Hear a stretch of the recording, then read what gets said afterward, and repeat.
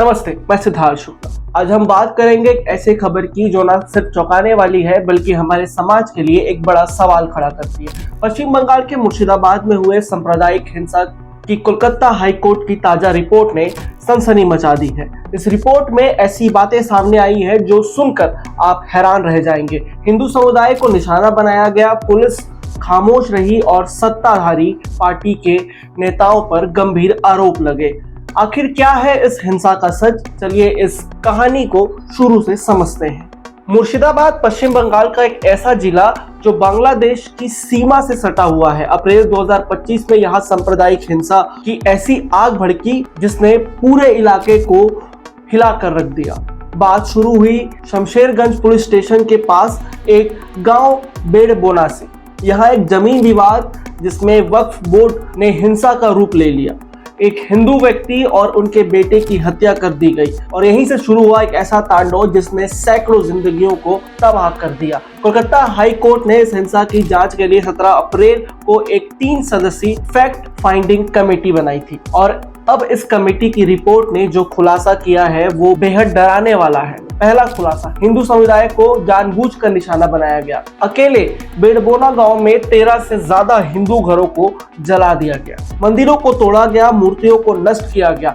दूसरा खुलासा, दुकानों को लूटा गया, खासकर घोषपारा और आसपास के बाजारों में जहां हिंदू व्यापारियों की दुकानों को आग के हवाले कर दिया गया। तीसरा खुलासा, ये सब धार्मिक पहचान के आधार पर किया गया। हिंदुओं को सिर्फ इसलिए टारगेट किया गया क्योंकि वो हिंदू थे। लेकिन सवाल ये है कि जब ये सब हो रहा था तब पुलिस कहाँ थी? रिपोर्ट बताती है कि पुलिस पूरी तरह निष्क्रिय थी। हिंसा के दौरान शमशेरगंज पुलिस स्टेशन जहां ये सब हो रहा था वहां से महज 300 मीटर दूर था।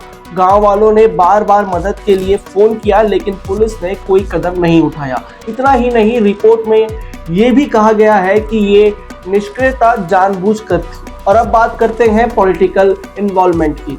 पश्चिम बंगाल में सत्ताधारी टीएमसी पर गंभीर आरोप लगे हैं। रिपोर्ट में एक टीएमसी काउंसलर महबूब आलम और एक अन्य व्यक्ति अमीरुल इस्लाम का नाम सामने आया है। आरोप है कि इन्होंने हिंसा करने वाली भीड़ को लीड किया। इतना ही नहीं, एक टीएमसी विधायक पर भी आरोप है कि वो मौके पर मौजूद थे लेकिन उन्होंने हिंसा रोकने के लिए कुछ नहीं किया।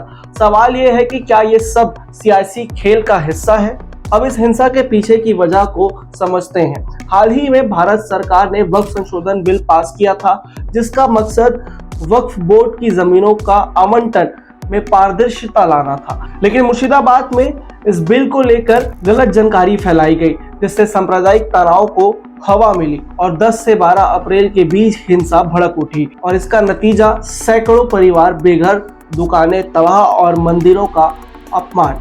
इस हिंसा का सबसे दुखद पहलू ये है कि कई परिवारों को अपने घर छोड़कर भागना पड़ा। महिलाएं और बच्चे डर के मारे आसपास के गांवों में शरण लेने के लिए मजबूर हुई।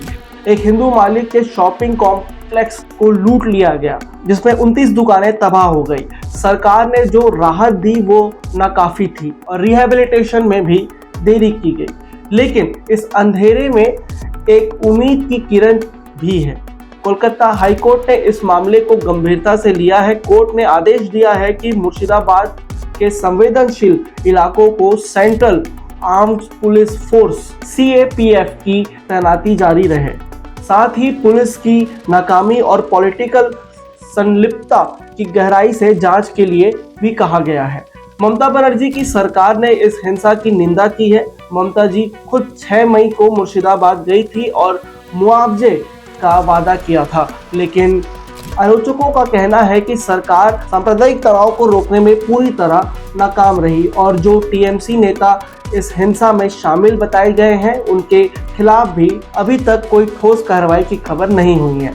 ये रिपोर्ट सिर्फ मुर्शिदाबाद की कहानी नहीं है, ये बड़ा सवाल उठाती है हमारे सिस्टम, हमारी पुलिस और हमारे सरकार आखिरकार किसके लिए काम कर रहे हैं। क्या धार्मिक पहचान के आधार पर लोगों को निशाना बनाना अब आम बातें हो गई है?